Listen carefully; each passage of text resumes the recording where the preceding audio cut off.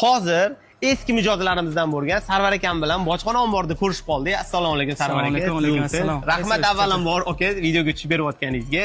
Aka, mana biz bilan 8 yildan beri ishlab kelayotgan ekansiz. 2018-yil, adashmasam 8 yil bo'ladi. 8 yil bo'ladi taxminan. Rahmat avvalambor shunday bizga chidab ishlab kelayotganingizga aka. Sizlarga ham rahmat. Endi aka oq qorani qora. O'shaning uchun bizga xolis fikringizni ayting. BSM haqida xolis fikringiz. Nima uchun biz bilan 8 yil davomida ishlab kelyapsiz? Xo'p, menga avvalambor qadriyatimiz bir-birimizga to'g'ri keladi.